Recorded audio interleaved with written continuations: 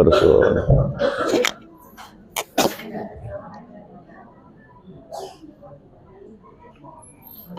Bismillahirrahmanirrahim.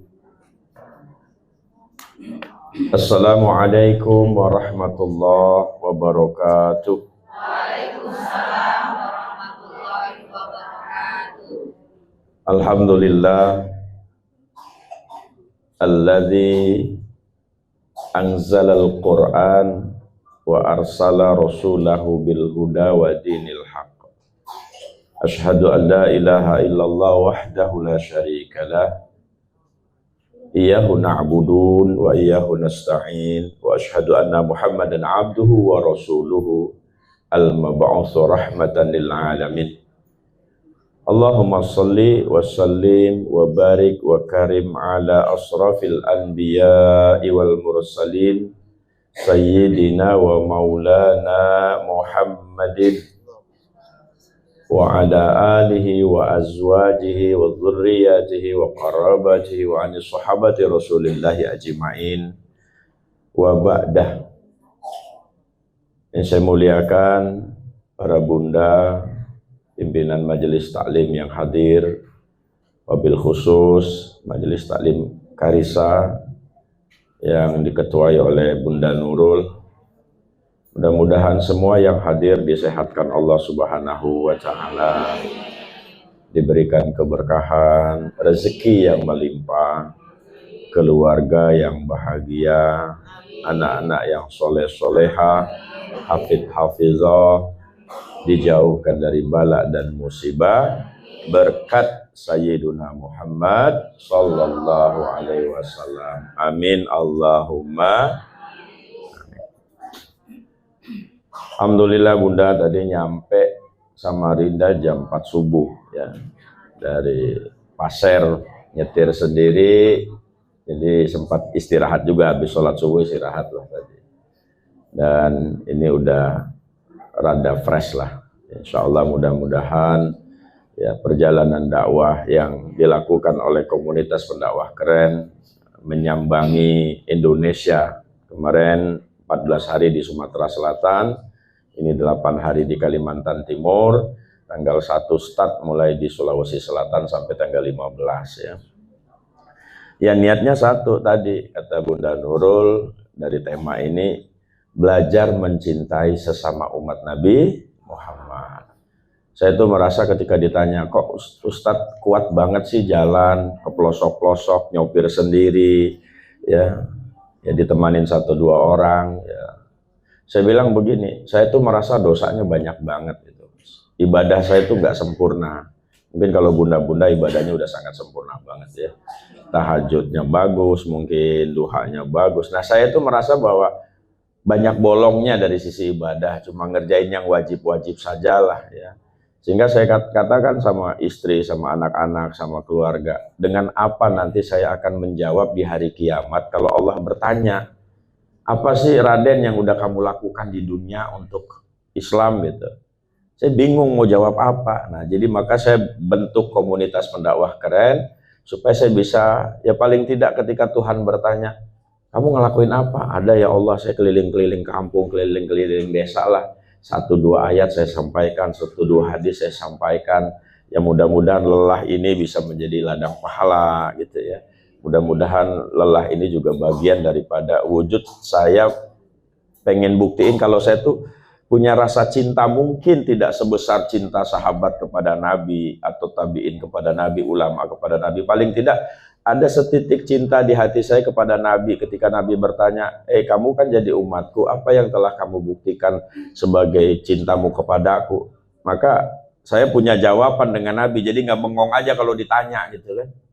Ya Rasul, alhamdulillah saya punya komunitas pendakwah keren yang keliling-keliling desa-desa, yang ngajakin orang baca sholawat, ngajakin orang cinta majelis, itu aja sih sebenarnya niat awalnya, nggak macam-macam gitu. Maka ketika lelah, bukan nggak lelah, capek Bu, capek. Kadang-kadang anak lagi vikol, Abi kapan pulang? Udah 15 hari nggak ketemu. Abi kapan pulang? Kan masih ada anak yang umur 6,5 tahun sama 5 tahun yang kecil, cowok-cowok dua-duanya. Lagi gemes-gemesnya itu kan kalau dibuat teman main gitu.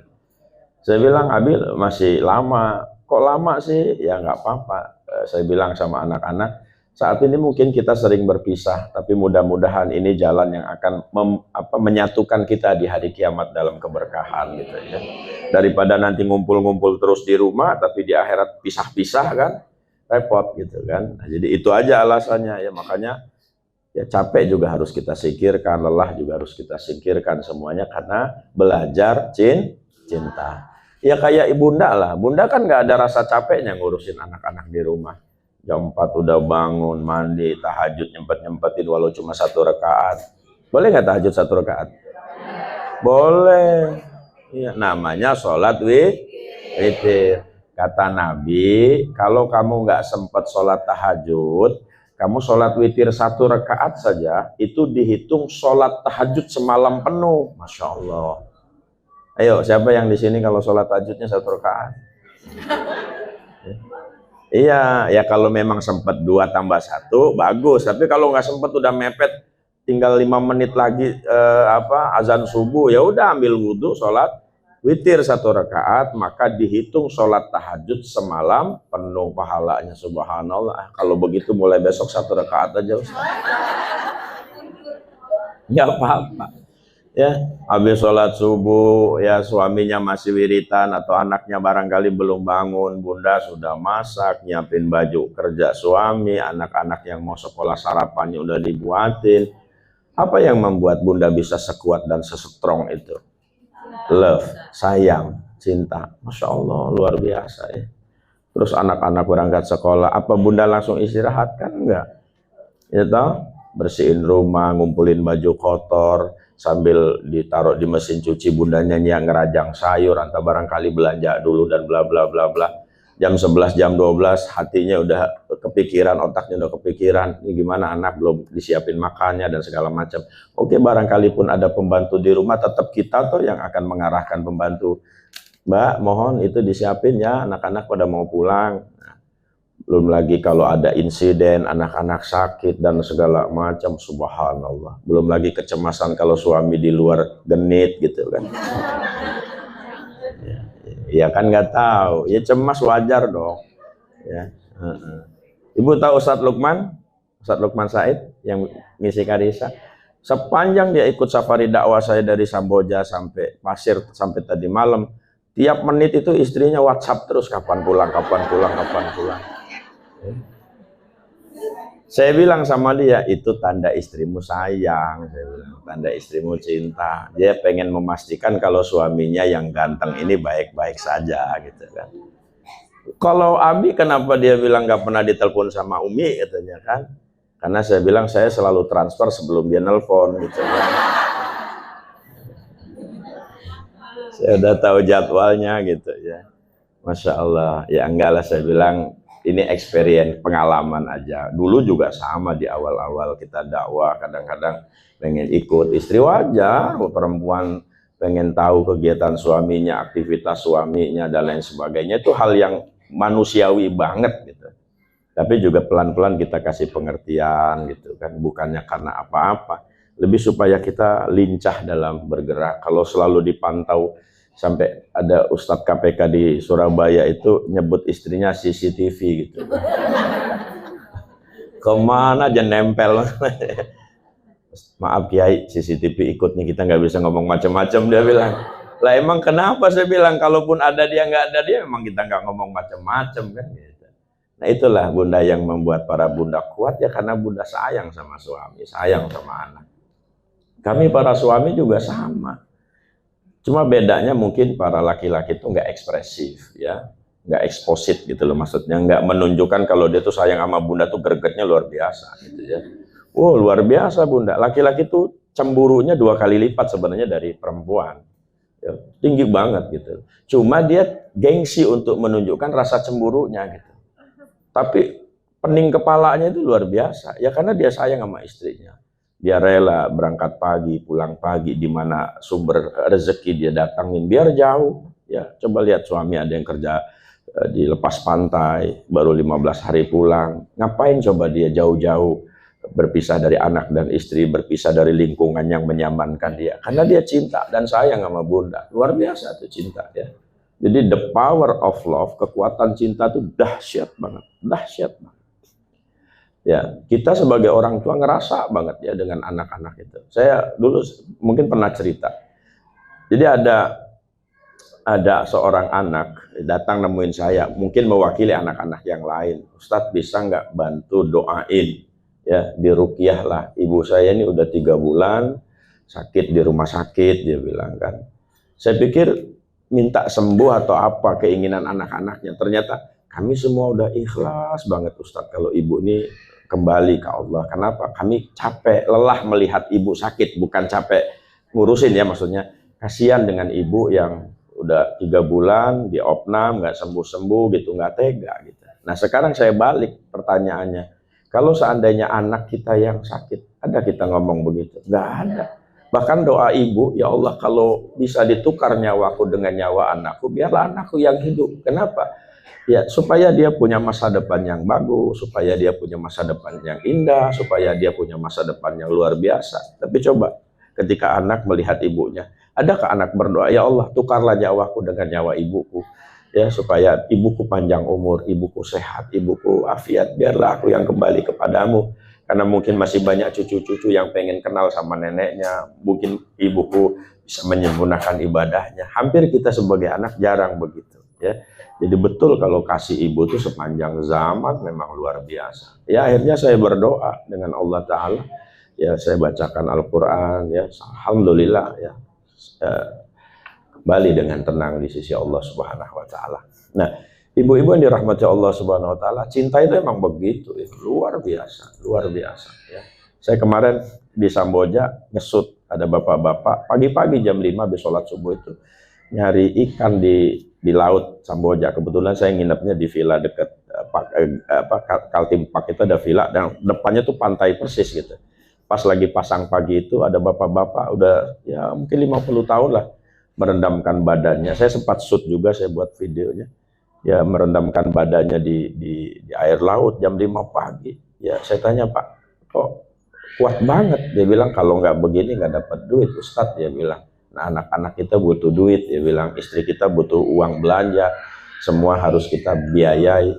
Ya Allah, spiritnya itu, saya bilang, setiap langkah dia, setiap keringat dia, setiap ya kepedihan hati yang dia curahkan melalui pekerjaan itu menjadi jihad yang luar biasa. Dan itu juga didorong rasa cinta kepada istri dan anak-anaknya. Jadi mari kita saling doakan, Bu, ya, doakan suami kita yang kadang-kadang mungkin kita ngelihat tidak sempurna sebagaimana suami orang lain. Suami orang lain, wah udah kaya, ini udah hebat segala macam. Iya, tapi sesungguhnya keinginan yang sama juga ada pada diri suami kita gitu loh. Bahwa dia pengen juga sih bangunin rumah yang gede buat ibu, pengen juga beliin mobil yang bagus buat ibu, pengen juga nyekolahin anaknya sampai tinggi kuliahnya. Tapi ya Allah Subhanahu Wa Ta'ala punya cerita gitu loh. Tapi jangan ditanya bahwa dia nggak punya keinginan itu. Cintanya barangkali lebih jauh, lebih dalam buat anak-anak dan istrinya. Cuma hanya takdirnya saja yang tidak sebaik kawan sebelah, misalkan begitu. Ya, nah, kita doain mudahan suami sehat. Jadi cinta yang baik itu adalah mendoakan orang yang kita sayangi tanpa dia tahu kalau kita sedang doakan. Itu yang bagus.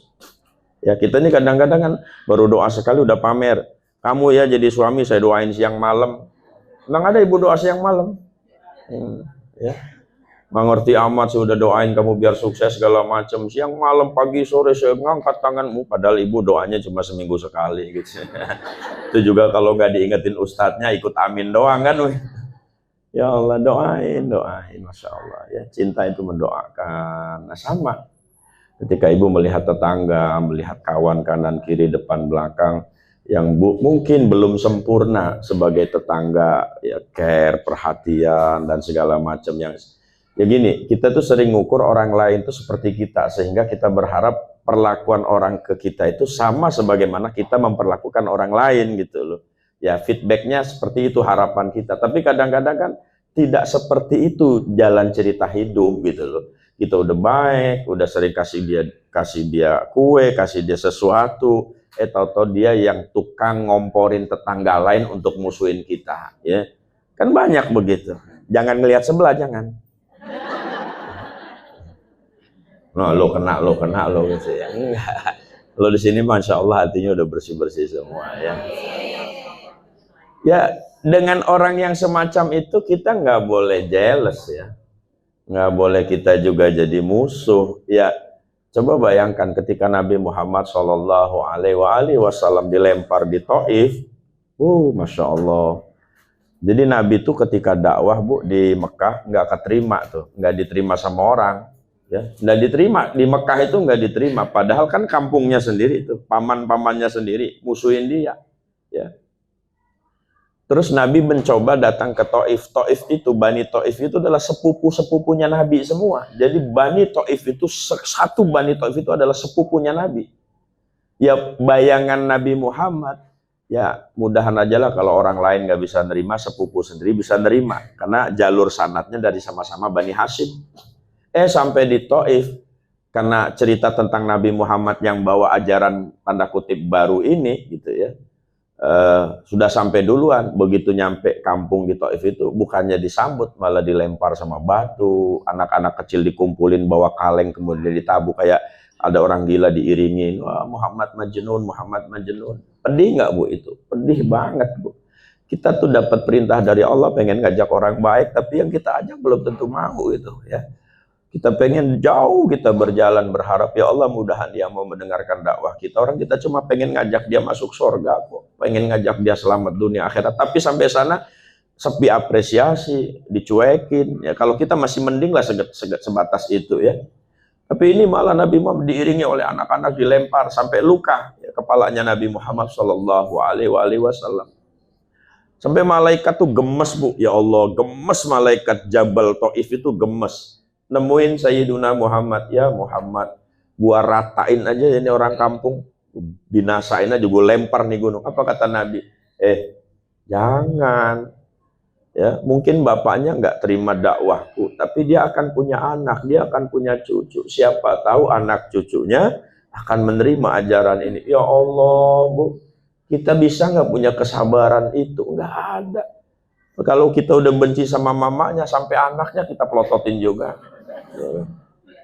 Lo dasar lo, anak sama mama sama lo. Ini itu bencinya 7 turunan, ya Allah, dendam ke semua.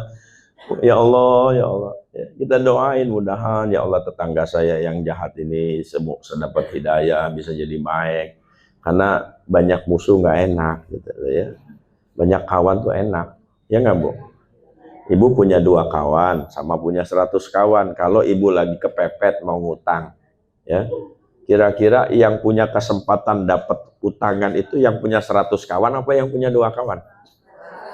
Ya 100. Kenapa? Yang 2 kawan ketika kita datang jawabannya bisa jadi 2. Maaf saya belum bisa bantu, yang 1 saya juga pengen ngutang. Selesai kan? Nggak dapat tuh ya.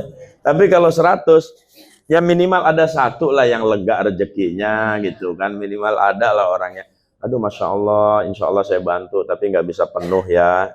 Ya dari 100 itu kalau dicicil-cicil akhirnya selesai juga masalah kita. Nah, jadi penting banget punya saudara banyak, penting banget punya kawan banyak. Jangan banyakin musuh ya, jangan banyakin musuh. Udah salamatu saudar aja lapang dada, ngelihat perbedaan-perbedaan itu biasa sih Bu. Ya, mohon maaf ya. Kalau kita mencari kawan yang sempurna sampai kiamat kita nggak bakal nemu. Kata Imam Syafi'i begitu tuh. Ya. Ayo coba ibu tunjuk kawan ibu yang sempurna mana? Nggak ada. Maka lihatlah kebaikannya, lupakan keburukannya. Jangan dibalik ya. Kalau sama orang lain tuh ya kita ingat kebaikannya. Ya Allah ibu itu baik banget loh. Ya. Kemarin ketika kami dakwah di Pasir selama 2 hari. Benar-benar Bu, acara itu seperti acara yang tidak dipersiapkan. Bayangkan saya naik mobil itu 140 sampai 150. Saya nyopir sendiri, ngejar dari Samboja karena katanya ada acara maulid di SMA. Ya sampai di sana, muridnya aja nggak ada. Ya, belum disiapin. Kata kita temuin kepala sekolahnya lagi keluar, ketemuin wakil kepala sekolah bidang kesiswaan. Oh ya sebentar Pak Ustadz tunggu ya, saya kumpulkan dulu siswa-siswanya. Wow, saya bilang amazing. Ya, saya langsung baca doa. Nabi Allah Musa. Sampai nangis saya baca doa dengan Ustaz. Kalau saya sih insya Allah udah biasa ya. Maksud saya kasihan Ustadz Lukman, kasihan Ustadz Muhriadi dari Jantur, bela-belain diri, nemenin saya dari Samarinda. Dan apresiasinya, guru ayo cepet guru. Saya nggak bisa bawa mobil cepet. Kalau guru kan punya pengalaman bawa Abi, dia manggil saya Abi kan punya biasa bawa mobil cepet. Ya udah saya bawa, saya bilang. Saya ngebut bus ya, yang biasanya cuma 4 jam itu saya bisa tempuh dalam waktu 2,5 jam ya. Saking ngebutnya karena ngejar jam 1 siang. Karena di Samboja kemarin macet hampir 9 jam, kami muter lagi lewat Samarinda ya, baru masuk tol. Sampai sana nggak ada. Udah kita belum makan, belum mandi gitu ya, udah pakai dandan aja lah pokoknya ya.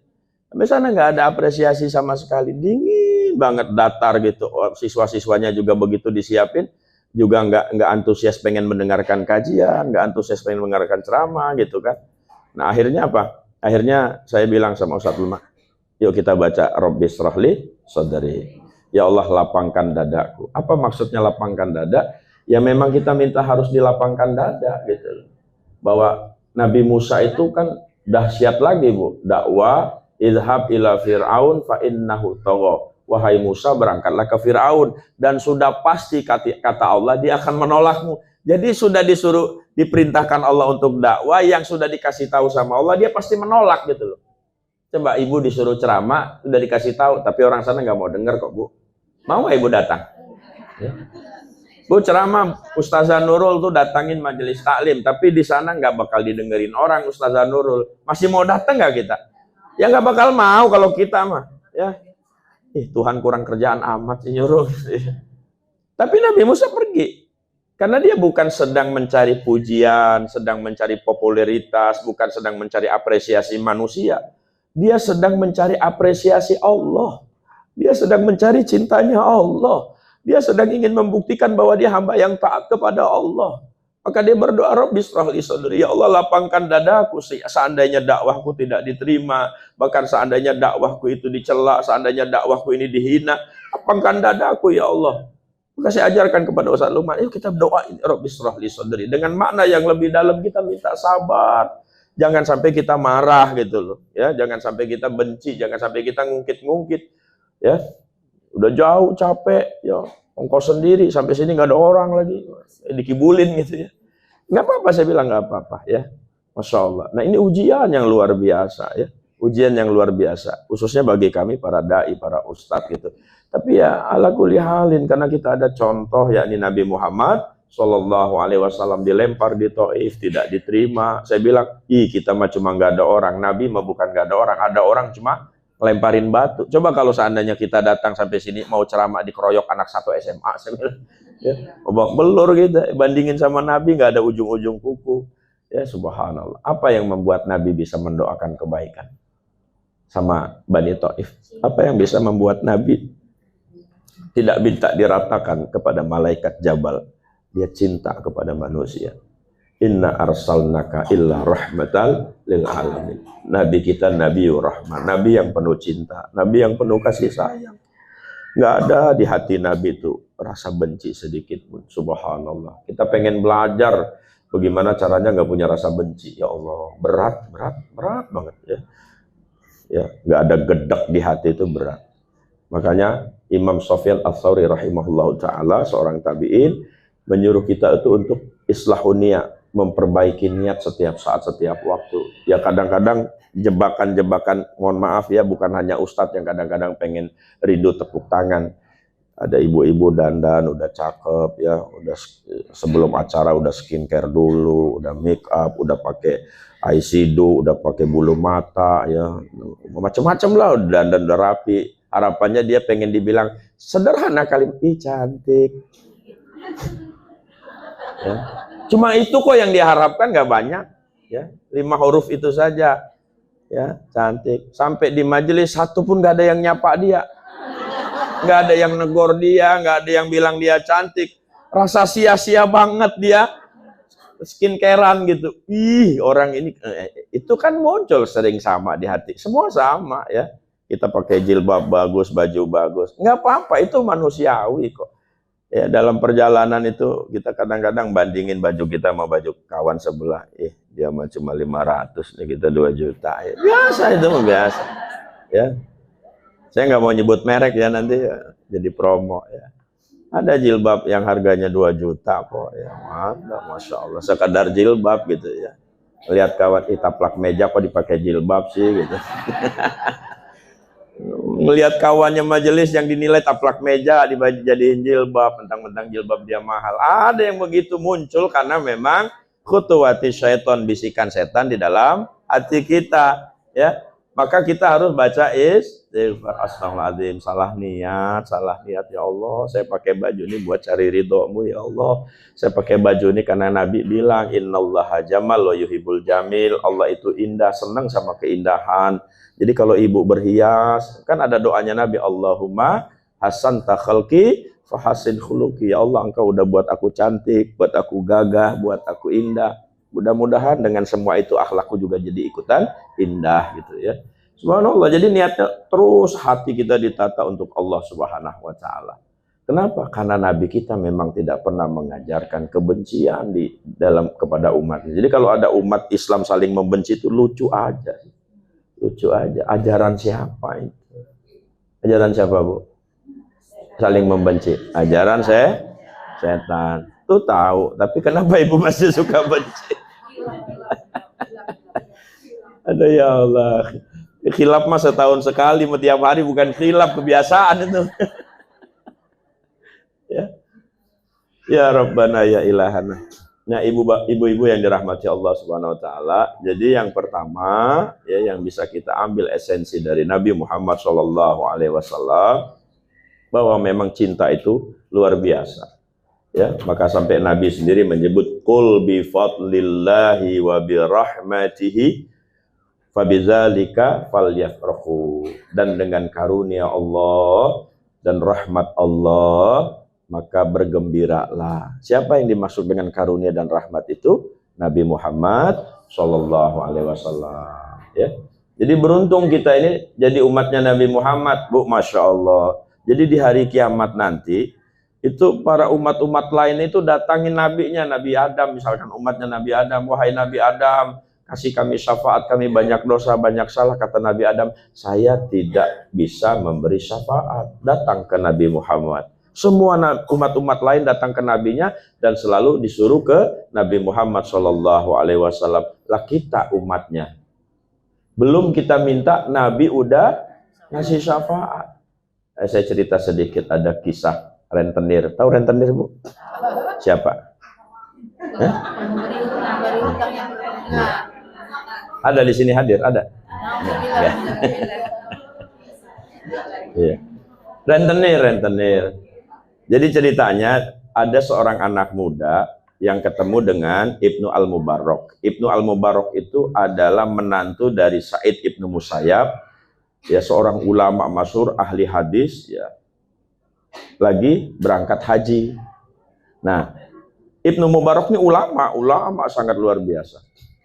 Dia heran, anak muda ini tawaf bacanya sallallahu alaihi Muhammad, sallallahu alaihi Muhammad, sallallahu alaihi Muhammad.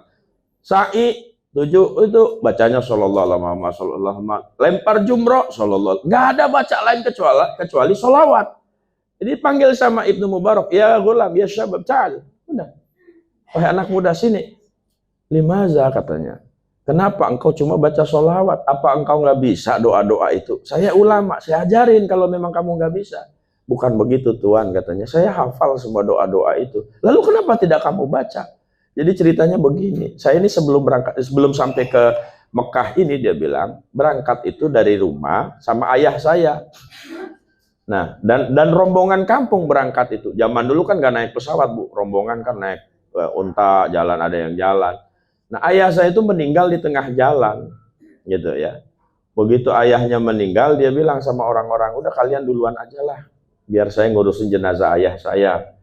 Nah, ternyata ketika dia mau ngurusin jenazah ayahnya itu wajahnya berubah menjadi wajah keledai. Dia nangis sejadi-jadinya, karena ayahnya itu seorang rentenir, ya, seorang rentenir. Ya memang begitu kan, kalau hadis-hadis tentang riba, tentang rentenir kan serem-serem. Ya, tapi saya tidak cerita itulah. Nah, terus dia nangis, ya Allah, gimana nasib ayahku, nangis gitu. Ini mau berangkat haji. Di tengah nangisnya itu, tiba-tiba datang satu sosok ya, mengusap wajah ayahnya, dan wajah ayahnya tuh bening, langsung berubah menjadi wajah yang bercahaya. Terus ditanya, man anta, siapa engkau? Aku adalah Muhammad bin Abdullah Shallallahu Alaihi Wasallam. Terus anaknya bilang, apa yang membuat ayahku bisa mendapatkan kemuliaan sehingga engkau bisa mau datang untuk memberi syafaat kepada ayahku?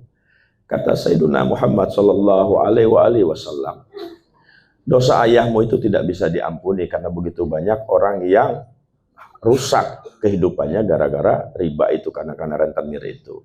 Tapi pada saat dia meninggal, ya, malaikat Jibril mengabarkan kepadaku, wahai Jibril, ada salah satu umatmu yang mati sementara dia pelaku riba, tapi dalam catatan amal dia selalu bersolawat 100 kali sebelum tidur setiap malam sampai dia wafat.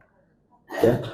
Maka mendengar itu, aku meminta izin kepada Allah Subhanahu wa Ta'ala untuk memberikan hak syafaatku kepada umatku yang membaca solawat itu. Karena Allah berkata, siapa yang bersolawat kepada Nabi Muhammad, maka dia berhak mendapatkan syafaat Nabi Muhammad. Akhirnya dapatlah dia syafaat sebab berkah solawat. Subhanallah. Coba cinta Nabi itu, ngebelain umatnya luar biasa. Ibu kalau bangun tidur yang ibu ingat ada tetangga. Aduh, tetangga saya belum makan. Ada ingat tetangga yang, ya Allah, tetangga saya belum bisa ngaji Quran. Ada ibu bangun tidur langsung ingat.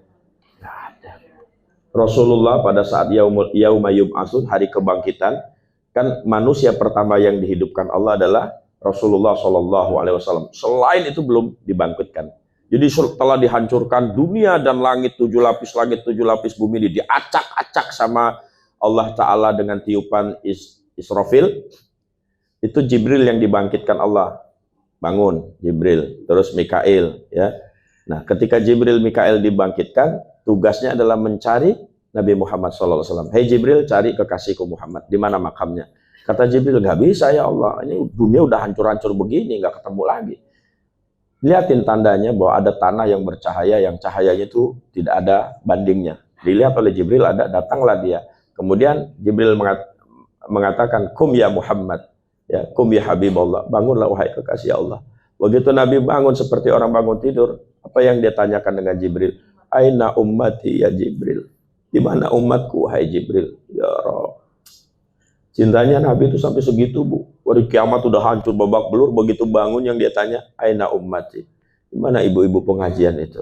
Di mana ibu-ibu yang biasa sholawatan itu? Di mana ibu-ibu yang biasa kumpul-kumpul bacain hadroh itu, baca habsi, baca simtud diror? Di mana mereka? Yang ditanya kita-kita, Bu. Ya, saya aja bangun tidur kadang-kadang yang saya ingat, ikan udah dikasih makan belum ya? Gitu. Ayam udah dikasih makan belum ya? Gitu. Ya Allah, ya Rabb. Rasul nggak ingat apa-apa, yang dia ingat kita. Cinta seperti apa coba yang dimiliki oleh Nabi Muhammad SAW kepada umatnya? Luar biasa. Lalu apa balasan kita sama Nabi? Apa balasan kita sama Rasul? Ya, yang kadang-kadang disuruh sholawat aja berat banget ya. Nah, jadi di Mesir, Bu, ini cerita lagi. Ya, ini kan kalau ibu-ibu kan senang didongengin ya. Tapi dongengnya ini bukan fiktif, ini asli kok ya. Ya, riwayatnya juga sohe-sohe. Ini saya dapat sanad cerita ini, ya. Cerita ini bersumber dari seorang ulama tafsir namanya Syekh Mutawalli Sya'rawi. Beliau ulama Mesir, Bu, ya, senior, udah meninggal almarhum. Ahli tafsir, habaib juga, min zuriyatin Nabi, ya. Sempat jadi rektor Al-Azhar juga, Syekh Grand Syekh Al-Azhar. Nah, jadi dia cerita dari Syekh Mutawalli Sya'rawi ini, ceritanya ada seorang wanita pemain film, biasa main film dewasa, film XX lah gitu ya. Nah, suatu hari dia dikontrak memerankan jadi Sayyidatuna Robi'atul Adawiyah, karena ada film namanya film kisah hidup Robi'ah Adawiyah, Robi'atul Adawiyah, seorang ulama sufi ini, Sufiyah ya. Sejaman dengan Imam Hasan Al-Basri, Malik bin Dinar ya.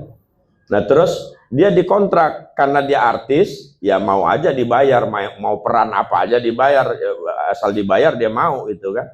Orang yang jelek-jelek aja dia mau, apalagi ini memerankan seorang ulama wanita. Nah, tapi ternyata produsernya itu, sutradaranya bilang, kamu juga harus melakukan kebiasaan yang sama seperti yang dilakukan Robiatul Adawiyah supaya feel-nya dapat. What the meaning of feel? Rasanya dapat, ya. Supaya ruhnya dapat. Apa kebiasaannya? Ya, Robiah itu biasa tahajud, Robiah itu biasa duha, dan kebiasaan Robiah yang luar biasa membaca sholawat 25.000 kali setiap hari. Nah, dia dibayar mahal kalau dia mau melakukan hal-hal itu supaya dapat feel-nya. Kalau cantiknya, bodinya udah dapat lah gitu ya. Cuma feel rasa jadi ulama itu kan dia harus dilatih. Ya. Nah, akhirnya dia memerankan peran Robiatul Adawiyah. Selama 3 bulan dia adaptasi dengan kebiasaan Robiatul Adawiyah, termasuk belajar memenuhi target baca sholawat 25.000 kali setiap hari. Di bulan ketiga dia mimpi ketemu Nabi Muhammad SAW. Didatangi Nabi. Nabi bilang, aku senang kamu baca sholawat, ya, dan bla bla bla bla. Hanya besok dia bangun itu matanya sembab, nangis saja. Hanya dia datang kepada saya, Mutawalli Sa'rawi, ya Syekh, hari ini aku menyatakan bertobat dari semua maksiat. Allahu Akbar. Ya. Hari ini aku menyatakan bertobat dari semua maksiat. Aku ingin menjadi muridmu dan aku ingin menjadi ahli ibadat. Subhanallah. Padahal cuma pura-pura baca sholawat. Cuma latihan karena ingin mendapatkan peran dan pekerjaan. Subhanallah. Memang dahsyat banget sholawat itu ya. Nah, itu tanda.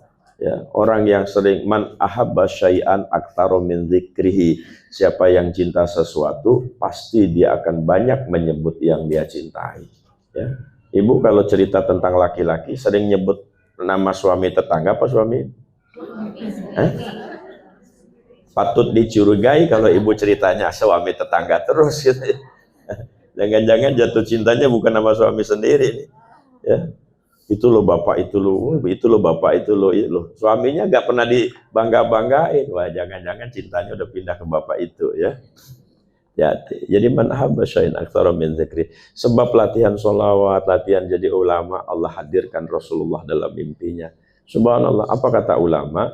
Siapa orang yang pernah mimpi bertemu Nabi, wafatnya husnul khatimah. Siapa orang yang pernah didatangi Nabi dalam mimpi, ya, karena kata Nabi, bertemumu secara langsung ketika aku masih hidup atau ketika aku mati, bertemu melalui mimpi sama, hakikatnya sama.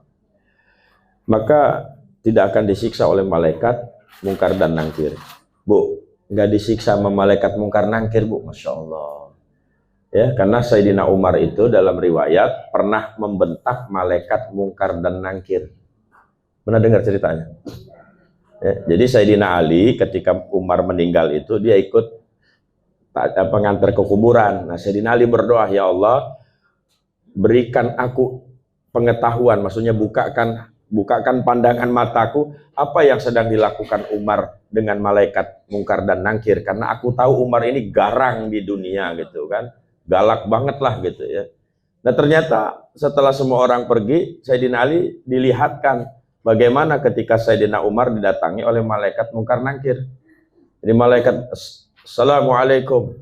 Jawab, Waalaikumsalam, kata Sayyidina Umar. Man rabbuka, nggak usah nanya-nanya, lu nggak tahu gua apa?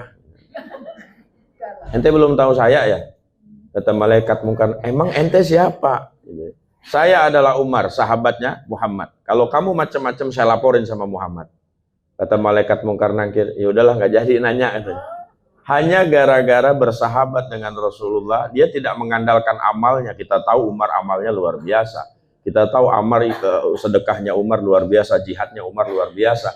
Tapi Umar tahu percuma menyebut semua amal itu karena pasti akan ditanya oleh malaikat. Ikhlas enggaknya, dari mana duitnya, dari mana bla bla blanya. Begitu dia nyebut saya adalah aqrabu Muhammad, saya adalah kawan karibnya Sayyiduna Muhammad, maka malaikat menyingkir. Nah, dalil itulah yang digunakan oleh para ulama bahwa orang yang pernah didatangi Nabi karena hub, karena cinta, karena kasih sayang, maka dia tidak disiksa di alam kubur. Berkah bertemu Rasul. Subhanallah. Nah, jadi kita belajar dong, Bu.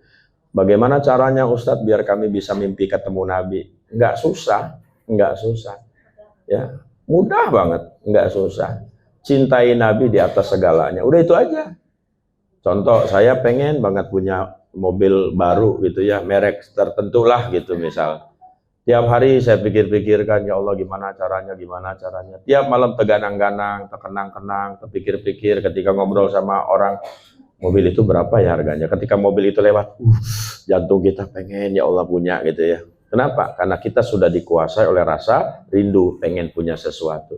Nah yang jadi masalah, kita nggak punya rasa yang demikian dahsyat pengen ketemu Nabi.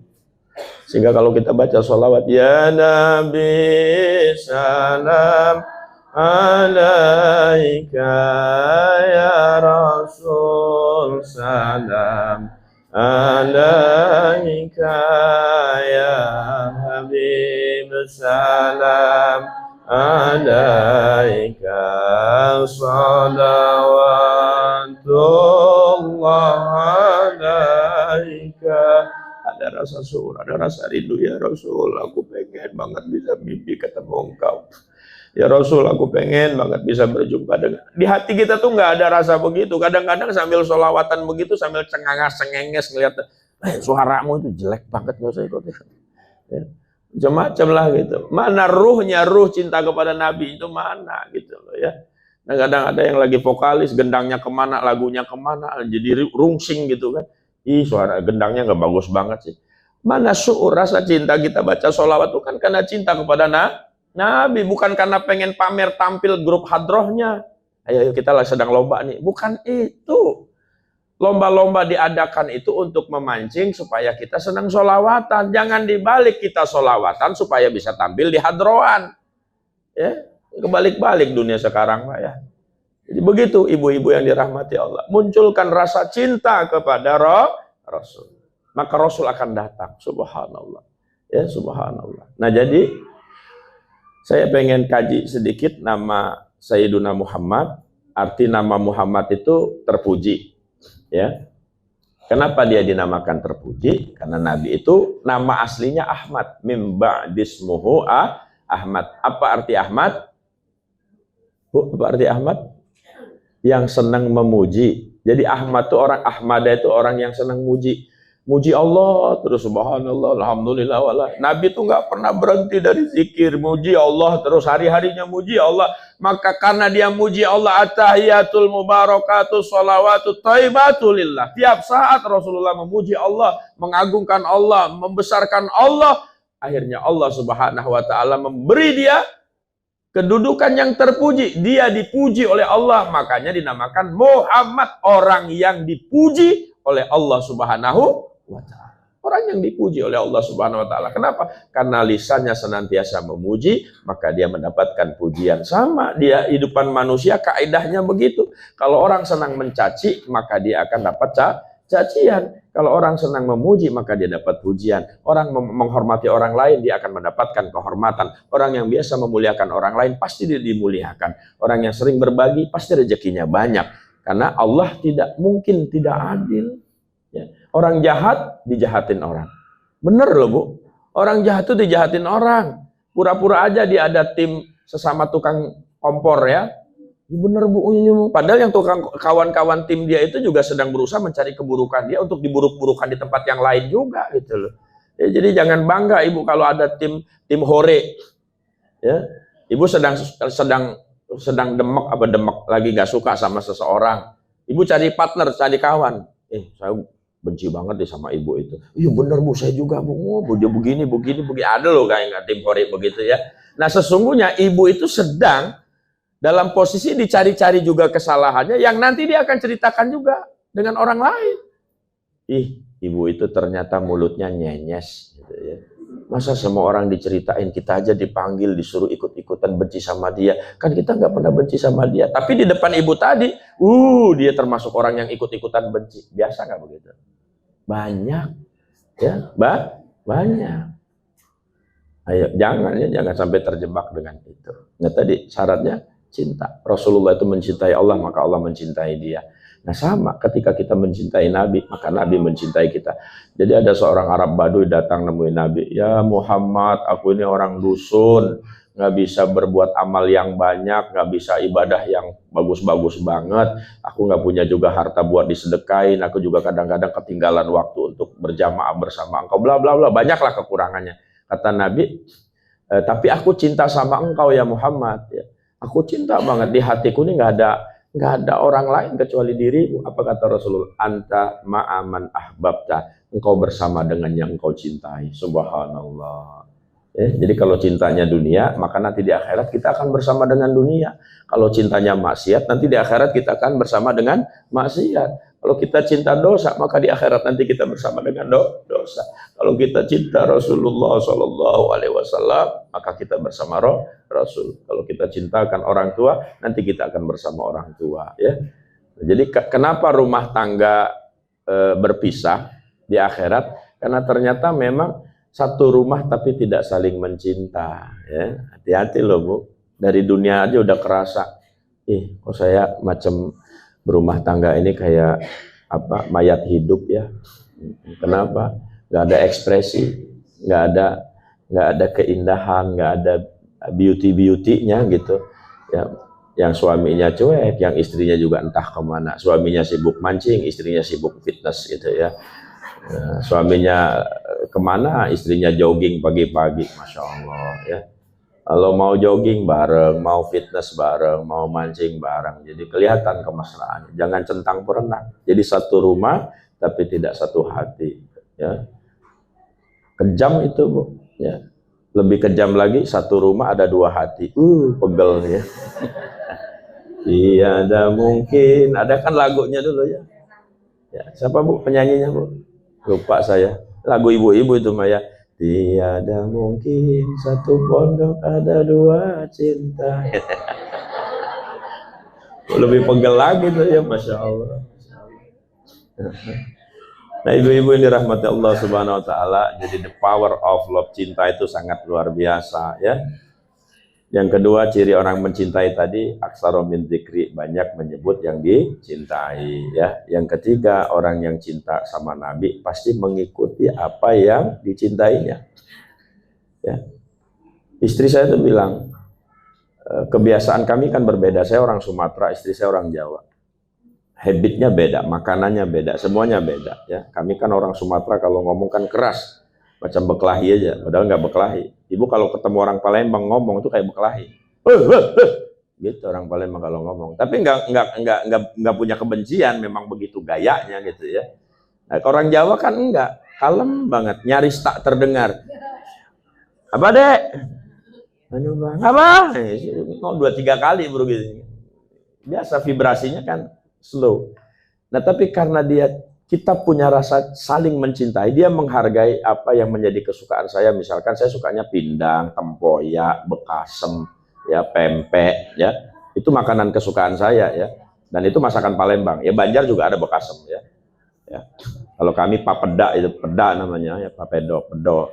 Ya, nama lainnya bekasem. Itu saya suka banget. Nah, istri tuh sebenarnya nggak acceptable lidahnya dengan makanan-makanan begitu, tapi karena dia tahu suaminya senang itu, dia berusaha untuk mencintai makanan itu dan akhirnya dia suka.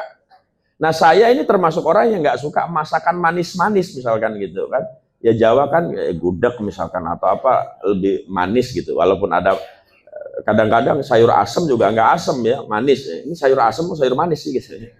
Tapi berusaha saya menghargai, mengapresiasi apapun yang dia suguhkan sebagai wujud. Saya harus belajar mencintai bukan hanya dianya, tapi apa yang dia sukai.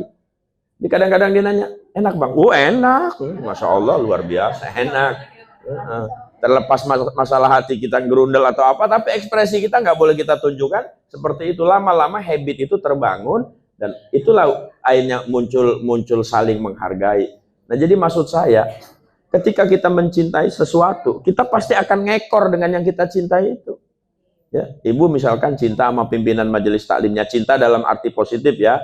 Karena sekarang kan banyak juga perempuan cinta sama perempuan, tapi artiannya negatif gitu ya. Ya. Jadi cinta, senang gitu. Kita pasti nurut. Bu, besok kumpul ya hari Kamis jam sekian, siap gitu kan. Padahal kita ngomong siap itu sendiri nggak tahu kalau besok udah ada janjian sama anak, janjian sama laki. Asal main siap aja kita, ya, gara-gara kita taat sama dia, karena kita percaya dia nggak pernah ngejerumusin kita, kita percaya dia nggak pernah ngejatuhin kita.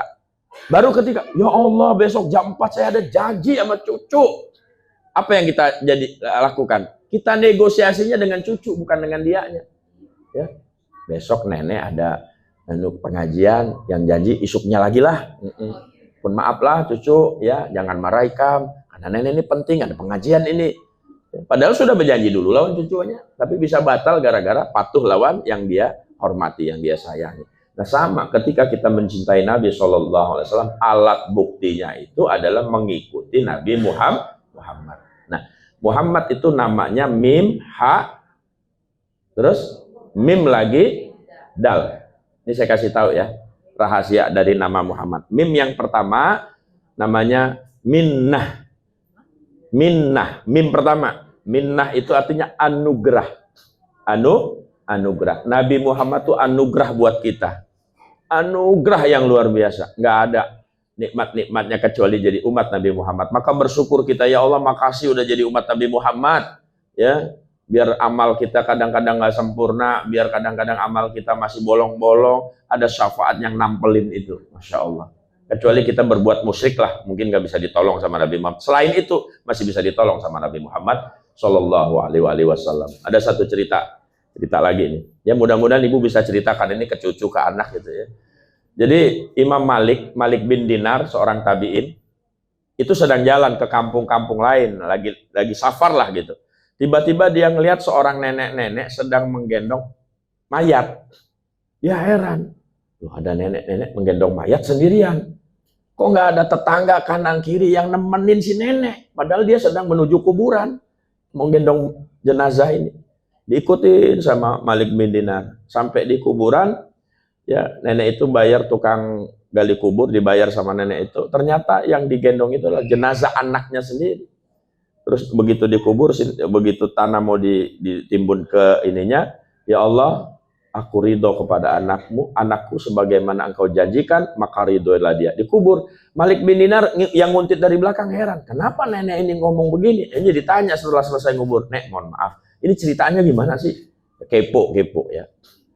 Pengen tahu gitu loh maksudnya. Karena uniquely gitu loh, sesuatu yang nggak biasa gitu. Kata nenek itu, mohon maaf Tuan, anak saya ini preman. Anak saya ini ahli maksiat. Tetangga kanan kiri sekampung ini udah sebel banget sama dia. Ada yang sendalnya hilang, motornya hilang. Gitu ya. Pokoknya semua udah dijahatin sama dia. Pemabok ya segala macam. Reseh lah gitu ya. Sampai pada saat dia akan meninggal, anak saya tuh bilang, Bu, saya pasti kalau mati nanti, gak akan ada yang mandiin, gak akan ada yang ngafanin, nggak ada yang akan nyolatin, nggak ada yang bakal nguburin. Kenapa? Karena semua tetangga sini benci sama saya. Tapi saya masih punya satu, yakni ibu yang mencintai saya sampai hari ini. Saya minta ibu ikhlas, ridho dan maafkan saya ya. Jangan sampai ibu juga benci dengan saya. Jadi pada saat saya dikubur nanti, tolong ibu katakan, ya Allah, aku ridho kepada anakku, maka ridhoilah dia. Itu yang terjadi. Benar pada saat dia mati nggak ada yang mandiin, ngafanin, nyolatin. Ibu itu sendirian sampai ngupah orang untuk gali kubur gitu kan. Nah ternyata, oh kata Imam Malik, oke lah gitu. Pulanglah Imam Malik ke rumah, ibu itu pulang ke rumah. Malamnya Imam Malik mimpi ketemu sama anak yang tadi dikubur. Nah, ente kan si preman itu yang tadi siang dikubur sama emaknya sendirian. Kenapa sekarang kok engkau dapat kedudukan yang terpuji? Dia sedang duduk di sebuah kursi bertatahkan emas, dikelilingi oleh banyak orang-orang yang bagus gitu kan. Apa dia bilang? Karena cinta ibukulah yang menghapus murka Tuhanku. Allahu Akbar. Karena cinta ibukulah yang menghapus murka Tuhanku. Makanya ibu ya cintanya nggak boleh putus sama anak. Sejelek-jelek apapun anak, jangan sampai hati ibu keretak aja di hati ya. Ih kak, jangan. Saya punya anak nomor 5 itu agak unik ya, nomor 5. Anak saya kan banyak. Masih SD sih ya. Dia itu saya kasih nama Tufail saat. Tufail itu lutfi, latif, lembut gitu ya. Saat itu bahagia, saya berharap. Nah ternyata doa itu makbul Bu. Anak saya itu nggak bisa dikerasin. Jadi dia kalau dilembutin, dia akan membalas dengan cinta yang luar biasa. Nah uminya, istri saya itu kan kadang capek gitu. Ya, misalkan lagi ngajar dia hafalan misalkan, kemudian agak ada yang salah. Kamu ini kok diajarin nggak bisa-bisa? Itu langsung naik itu, bang gitu anak saya itu, emosinya langsung meledak gitu kan, bantingnya sama dia berangkat ke ke kamar, nangis. Terus istri saya bilang, capek aku itu ngajarin anakmu katanya. Aku bilang enggak gitu. Nama dia tuh Tufail Saad, saya bilang. Jadi kalau dia lagi apa-apa, kamu peluk, saya bilang. Kamu peluk, kamu doain, kamu tangisi dia, maka dia akan sangat luar biasa. Nah, setelah saya omongin begitu, pola pendidikannya berubah. Jadi pendekatannya dengan kelembutan, kasih sayang, cinta. Sekarang alhamdulillah nggak ada yang harus disuruh jam 4 dia sudah bangun, mandi, sholat tahajud, kelas 5 berangkat sekolah dia minta, cepetan dong saya udah mau siap-siap nih. Kalau tadinya berantem mulu, nggak mau berangkat. Karena saya bilang nama dia saya yang kasih nama, saya bilang saya tahu hakikatnya. Ya, bahwa yang Tufail saat ini maksud saya dia hanya bisa bahagia dengan kelembutan. Kalau dikerasi dia pasti murka, saya bilang. Nah, istri saya baru sadar, Astagfirullahaladzim. Saya bilang saya nggak pengen di hati kamu ada kerentak, maksudnya ngebedain anak satu dengan anak yang lain. Wah, susah dia. Nah, kalimat susahmu itu akan menjadi doa dan dia akan susah sepanjangan. Saya nggak terima sebagai bapaknya, saya bilang. Saya nggak terima sebagai orang yang kasih nama dia. Saya nggak terima sebagai anak saya. Saya nggak mau orang tuanya, ibunya punya kerentak buruk. Istri saya bilang, abang tuh nggak tahu, saya tuh cinta banget sama dia. Wajarlah kalau ibu marah. Ya cuma saya marahnya jangan begitu. Ayo marahnya yang benar. Kita sesuaikan nama dia. Ya ini si Tufail Saad. Saya kadang-kadang lupa aja. Saking banyaknya anak. Tufail Saad gitu ya. Masya Allah. Alhamdulillah sekarang udah beres, udah rapi, udah indah. Dan memang dia sosok yang menyenangkan gitu loh setelah didekati dengan kelembutan. Nah, jadi ibu-ibu jangan nggak sadar, kadang-kadang kita tuh tasmiyah tapi kita nggak sadar. Ya, misalkan ibu ngasih nama anak Muhammad Qawi. Ya. Ibu asal nyebut aja, yang penting bahasa Arab lah gitu ya. Ya betul, Muhammad Qawi, tapi Qawi itu pengarasan orangnya. Makna Qawi itu artinya pengarasan. Jadi kalau ibu nanti kesel sama anak ibu gara-gara dia pengarasan, ikam ini kehendak-hendak ikam aja nakahin. Salah kita ngasih ngaran Qawi, pengarasan, sekehendak-hendaknya aja. Ya, dulu saya pernah menterapi seorang anak namanya Abdul Jabbar. Minggat terus bu. Dari pesantren minggat, dari bapaknya sampai nyerah dengan saya. Ustadz, saya serahkan anak saya dengan Pak Ustadz, tolong didik. Saya teliti dari namanya Abdul Jabbar, hamba yang maha memaksa. Al-Jabbar itu kan artinya memaksa. Ya Jabbar, ya Kohar yang maha memaksa. Wajar ku bilang dia ini tukang palak di pesantren gitu. Namanya Jabbar. Ya. Iya betul. Ya, bener loh. Saya punya kiai namanya Hilmudin. Kalau ngomong itu buat orang nangis karena dia nangis duluan. Hilm, lembut banget ya. Hilm yang maha lembut. Jadi Hilmudin, dia lembut banget kalau ngomong itu, Masya Allah. Ideanya kalau misalkan menjelaskan tentang khutbah Jumat itu hampir nggak pernah selesai. Kenapa? Selalu nangis terus ya, seperti Abu Bakar. Nangis terus, lembut banget hatinya. Jadi hati-hati memberi nama anak itu jadi doa loh Bu ya. Jangan sembarangan. Nah, maksud saya konsekuensinya kita harus tahu anak supaya nggak ada kerentak khususnya di hati ibu. Jangan sampai kerentak. Karena Hanzalah sahabat Nabi yang sholat bareng Nabi, duduk bareng Nabi, puasa bareng Nabi, gara-gara satu kali saja emaknya kerentak. Kesel sama anaknya Hanzalah itu kan ngetok pintu, Assalamualaikum, nggak didengar sama Hanzalah. Hanzalah lagi bercanda sama istrinya. Ya orang lagi bercanda kan nggak konsentrasi. Ini ibunya kedengaran Hanzalah lagi ngakak-ngakak di dalam. Ya.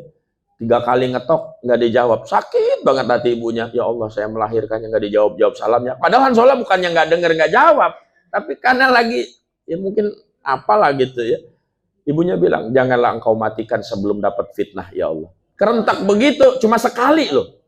Kerentak. Apa yang terjadi? Ketika dia meninggal dunia, nggak bisa baca la ilaha illallah. Sayyidina Abu Bakar datang mentalkinkan, nggak mempan. Sayyidina Umar mentalkinkan, nggak mempan. Sampai Rasulullah, qul la ilaha illallah, nggak bisa baca. La. Rasul tahu, ini pasti ada masalah dengan ibunya. Dipanggil ibunya, Bu, Hanzalah pernah buat dosa nggak? Pernah ya Rasul. Suatu hari, aku ketok rumahnya 3 kali ngucap salam, nggak dijawab. Aku kesel. Maka aku ngomong, ya Allah janganlah engkau cabut nyawanya sebelum kau kasih fitnah. Dan fitnah terbesar adalah pada saat sakaratul maut kita tidak bisa mengucapkan kalimatul haq, la ilaha illallah. Kata Rasul, ibu maafkan nggak? Enggak, males aku katanya.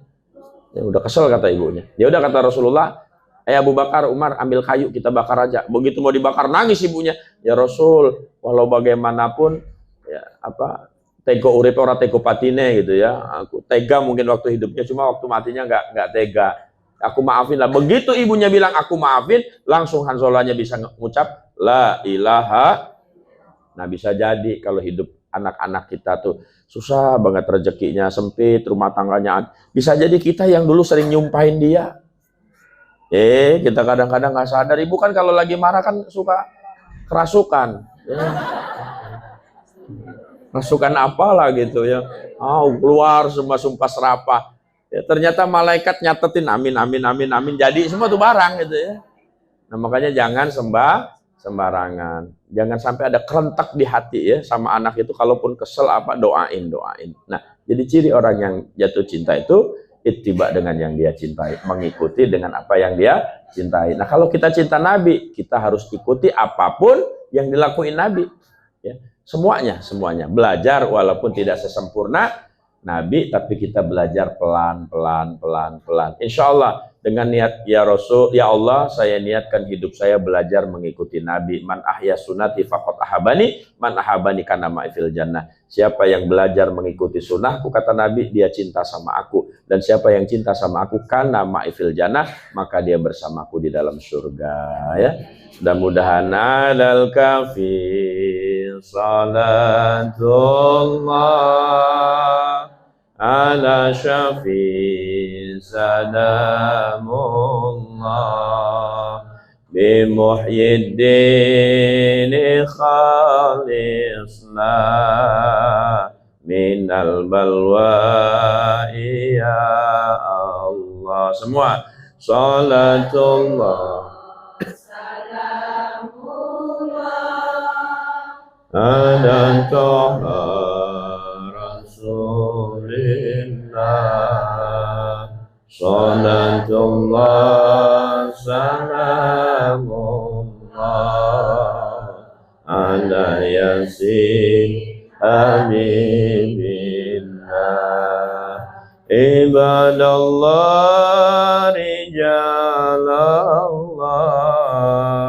aghisuna li ajalina wa kunu aunana lillah asanahullah bifadlillah salatullah ala toha rasulillah salatullah salamullah ala yasin habibillah ala yasin habibillah. Subhanallah. Terima kasih Bunda, mohon maaf kalau ada yang keliru sepanjang ceramah ya. Minta maafnya, minta biar orang Banjar ampun maaf, halal ridhonya lah.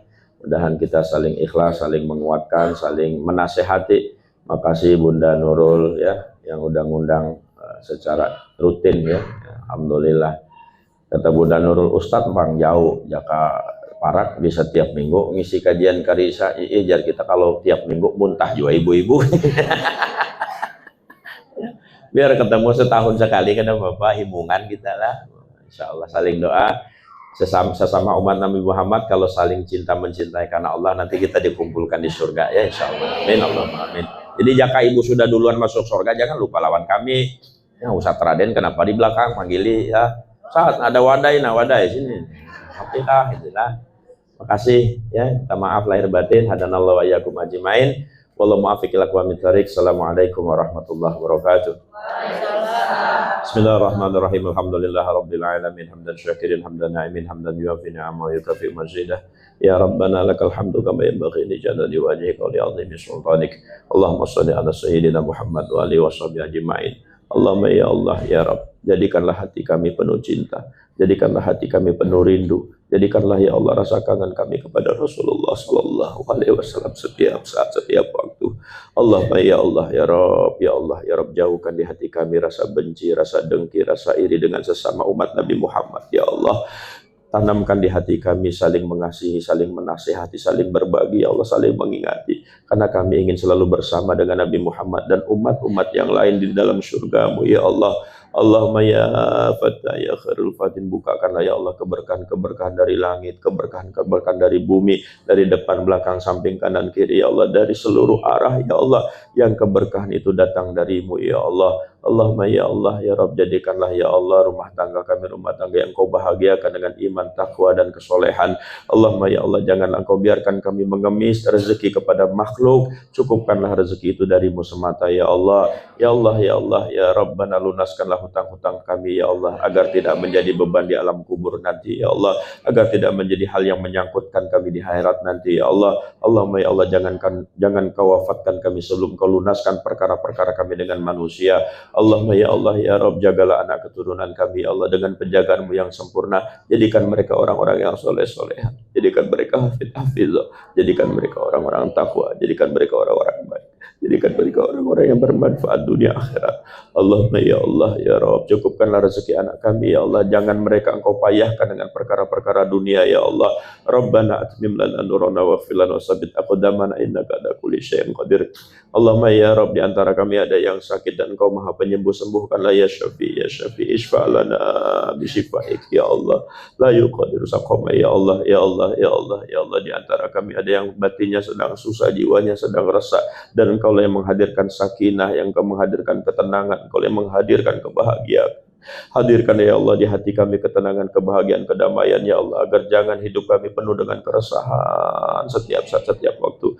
Allahumma ya Allah ya Rabb, satukan hati kami semua yang hadir khususnya ya Allah, bersatukanlah cinta kepadamu, cinta kepada Rasulmu, cinta kepada Islam ya Allah ya Rabb. Jangan Kau biarkan kami tergoda oleh tipu daya syaitan, bisikan-bisikan hawa nafsu yang membuat kami bercerai-berai, berpecah-pecah ya Allah. Allahumma ya Allah ya Rabb, muliakanlah ya Allah para orang tua kami ya Allah. Muliakan ayah ibu kami ya Allah, muliakan ayah ibu kami ya Allah, muliakan ayah ibu kami ya Allah, yang masih hidup panjangkan umurnya, sehatkan badannya, cukupkan rezekinya.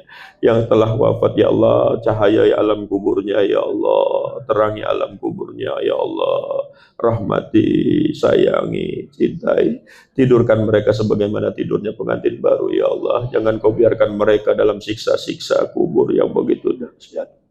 Allahumma ya Allah, sayangi orang tua kami ya Allah, sayangi ayah bunda kami, sayangi mertua kami, sayangi siapapun yang menyayangi kami, sayangi istri kami, sayangi suami dari ibu-ibu yang ada di hadapan kami ini ya Allah. Sayangilah anak-anak kami semua, saudara kami, ipar kami, sahabat kami, teman kami, sayangi ya Allah, sayangi ya Rabb, sayangi umat Nabi Muhammad sallallahu alaihi wasallam di kulli makan fi kulli zaman. Allahumma arham ummat sayyidina Muhammad, Allahumma astur ummat sayyidina Muhammad, Allahumma jibr ummat sayyidina Muhammad, Allahumma ighfir li ummat sayyidina Muhammad, ya salam salimna wa salim li ummat sayyidina Muhammad min masyariqil ardi ila magharibiha barriha wa bahri ajmain. Allahumma ya Allah, kumpulkanlah kami di surga kelak sebagaimana kami berkumpul di hari ini ya Allah. Kumpulkanlah kami bersama Rasulullah sallallahu alaihi wasallam di surga kelak sebagaimana hari ini kami menyatakan cinta kami kepada Sayyidina Muhammad sallallahu alaihi wasallam. Rabbana qabulkanlah hajat dan niat kami ya Allah, qabulkanlah hajat dan niat kami min hawaijid dunya wal akhirah. Rabbana atina fid dunya hasanah wa fil akhirati hasanah wa qina adzabannar. Wa sallallahu ala sayyidina wa maulana Muhammadin nabiyil ummi wa ala alihi wa sahbihi wa baraka wa sallam. Subhana rabbika rabbil izzati amma yasifun wa salamun alal mursalin walhamdulillahi rabbil alamin. Ya rabbi bil mustafa سيدنا واغفر لنا ما مضى يا واسع الكرم يا ربي بالمصطفى بلغ مقاصدنا واغفر لنا ما مضى يا واسع الكرم. الفاتحة. أعوذ بالله من الشيطان الرجيم. بسم الله الرحمن الرحيم. الحمد لله رب العالمين الرحمن الرحيم مالك يوم الدين. إياك نعبد وإياك نستعين اهدنا الصراط المستقيم صراط الذين أنعمت عليهم غير المغضوب عليهم ولا الضالين آمين. Taqabbalallah minkum